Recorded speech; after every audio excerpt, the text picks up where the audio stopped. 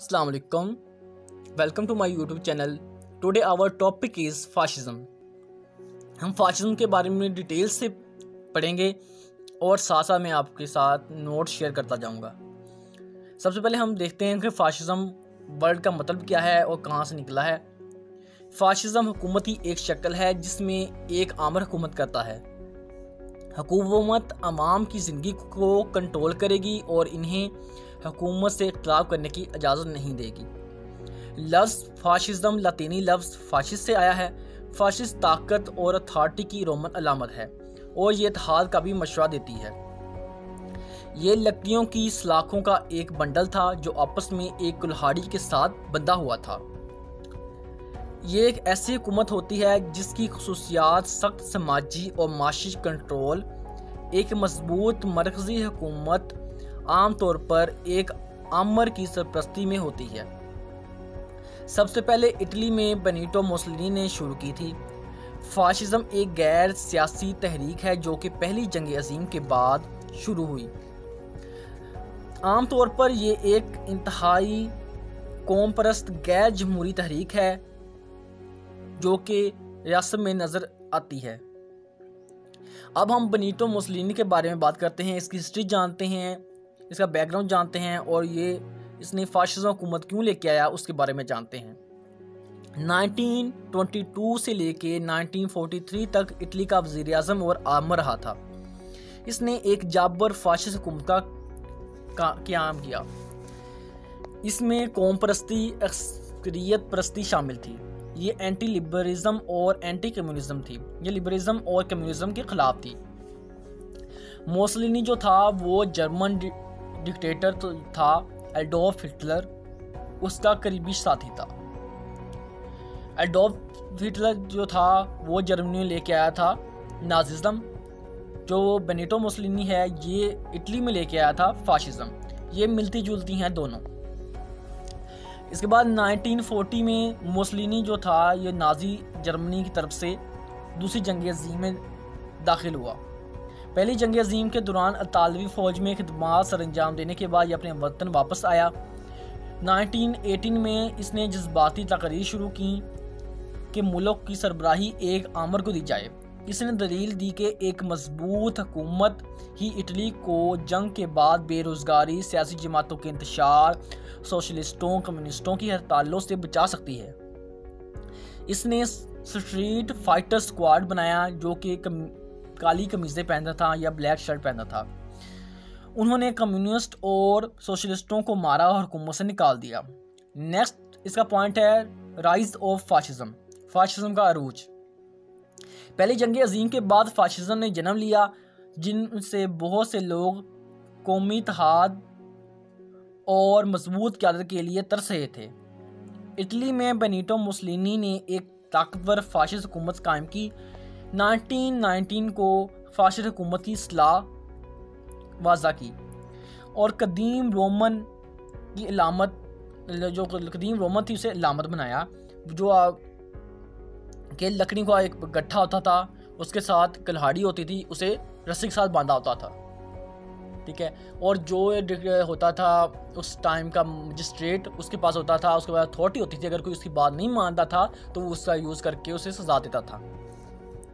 Next हम आ जाते हैं कि मार्च ऑन रोम इन 1922।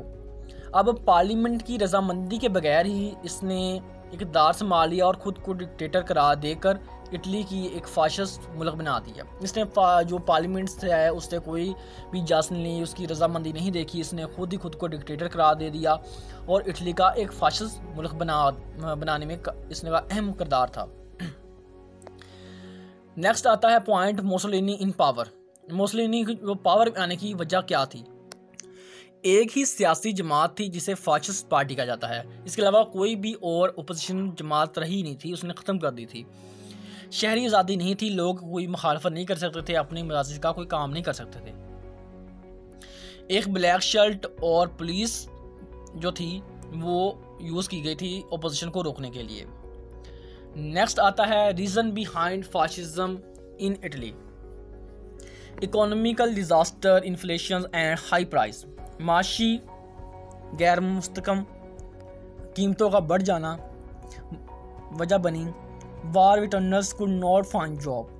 जो लोग जंग लड़ने गए थे, जो फौजी थे, जब वो वापस आए तो वो उनके पास कोई जॉब नहीं थी, वो बेरोज़गार हो गए थे। फियर ऑफ कम्युनिज्म, जो कम्युनिज्म था उनका डर बहुत ज़्यादा था इनके अंदर। अपील टू नेशनलिज्म, इन्होंने अपील की थी कि नेशनलिज्म के लिए कि वो कौम के साथ खड़े हों। Italy was upset that it did not get more land in peace treaties after world war one.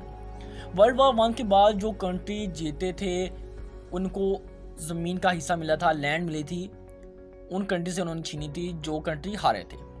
अब इटली जो था वो अपसेट था क्योंकि उसे ट्रीटीज़ के अंदर, पीस ट्रीटीज़ के अंदर जो लैंड थी वो कम मिली थी। Fascist appeal to youth and military और यूथ से फाशिस्ट ने अपील की थी कि उनके साथ खड़े हों। Weak government after world war one के बाद एक कमज़ोर हुकूमत थी, इसलिए फाशिस्ट जो हुकूमत थी उसको आने में कोई मुश्किल का सामना नहीं हुआ। नेक्स्ट आता है promise of Benito Mussolini. Mussolini ने जो प्रॉमिस किए थे कि वो क्या क्या काम करेगा उसके बारे में बात करते हैं। Do something for angry bitter people that make them happy. जो लोग नाराज़ हैं और गुस्से में हैं उनके लिए ऐसा काम करेंगे कि वो खुश हो जाएंगे। रिवाइव रोमन ग्रेटनेस, जो रोमन ग्रेटनेस थी उसे दोबारा बहाल किया जाएगा। एंड करप्शन को ख़त्म किया जाएगा। रिप्लेस ट्यूमल विद ऑर्डर, जो हंगामा है उससे ख़त्म करके उसे तरतीब दिया जाएगा। नेक्स्ट है point, Italy under Mussolini control. People who criticise fascism were punished. जो लोग फाशिज्म के अगेंस्ट होते थे उन्हें सजा दी जाती थी। Violation was created by black shirt and police. जो पुलिस थी और ब्लैक शर्ट थे वो वायलेशन करते थे और लोग जो उनके अगेंस्ट खड़े होते थे उनको दबाते थे। फाशिस्ट जो गवर्नमेंट थी उसके अंदर अगर जो फाशिस्ट हुकूमत को मानने वाले नहीं थे तो उन्हें निकाल के वहाँ फाशिस्ट हुकूमत को मानने वाले लोगों को लाया गया। इलेक्शन वर रिजेक्ट। इलेक्शन जो थे वो चोरी हुए थे, धांधली हुई थी इलेक्शन के अंदर और इसलिए फाशिस्ट हुकूमत को जिताया गया था। Kids were brain wash. जो बच्चे थे उनका ब्रेन वॉश किया गया था। Make it powerful speech. जो स्पीच थी वो पावरफुल की थी कि लोग उसकी तरफ अट्रैक्ट हों। ऑर्गेनाइज ब्लैक शर्ट टू वायोलेटली और ग्लोरीफाई द मुसोलिनी। और ब्लैक शर्ट जो तंजीम थी वो मुसोलिनी के बारे में अच्छी बातें बताती थी, उसे ग्लोरीफाई करती थी। अगर नेक्स्ट हम करैक्टरिस्टिक्स देख लेते हैं कि इसके क्या हैं। सबसे पहले इजहार राय की आज़ादी जो थी वो इंतहाई महदूद थी। वक्त के साथ साथ बहुत से फाशिस्ट हुक्मरानों ने लोगों के बोलने पर पाबंदी लगा दी।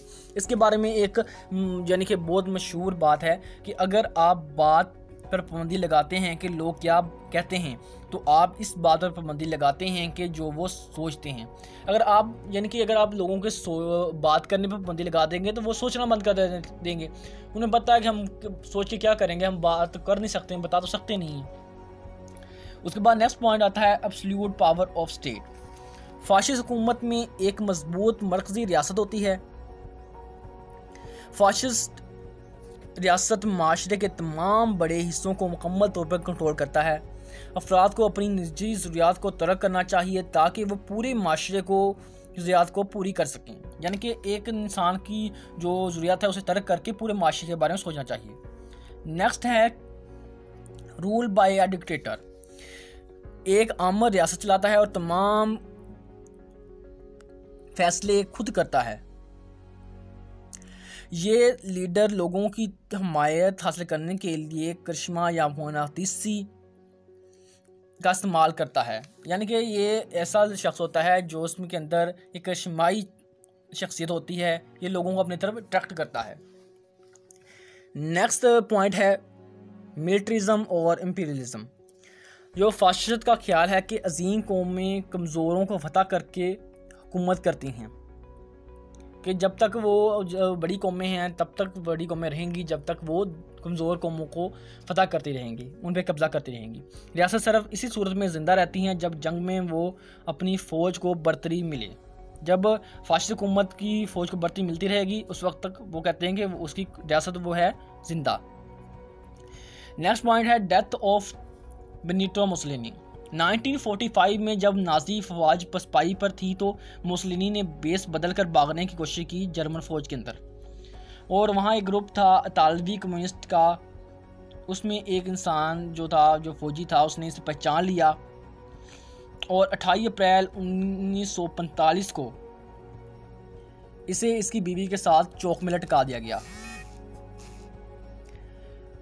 नेक्स्ट हम बात करते हैं डिक्टेटर हुकूमत के बारे में और फाशिस्ट डिक्टेटर की जो गवर्नमेंट है उसके बारे में। दोनों के दरमियान जो फ़र्क है वो कंट्रोल की डिग्री का है। एक आमर के मुताबिक किसी रियासत या कौम की सियासी ढांचे पर मुकम्मल कंट्रोल रखता है। एक मजबूत रियासत कायम करता है जिसमें वो ना सिर्फ हुकूमत करता है बल्कि मुकम्मल कंट्रोल हासिल करने की कोशिश करता है। इस किस्म के कंट्रोल को आम तौर पर पुलिस या ब्लैक शर्ट जैसी तंजीमों के ज़रिए मुकम्मल किया जाता है और इसमें मीडिया का भी यूज़ किया जाता है कि वो ऐसी आवाज़ों को ना उबारें जो कि फाशिस्ट हुकूमत के अगेंस्ट होती हैं और ऐसे लोगों को सामने लेके आएँ जो फाशिस्ट हुकूमत की मदद करती हैं या उसके समात में होती हैं। ऐसे लोगों को मीडिया सामने लेके आता है। तो आज का टॉपिक ख़त्म हुआ। इंशाल्लाह मिलते हैं नेक्स्ट वीडियो में और हमारे चैनल को सब्सक्राइब ज़रूर कीजिएगा और मिलते हैं नेक्स्ट वीडियो में। अल्लाह हाफिज़। Thank you.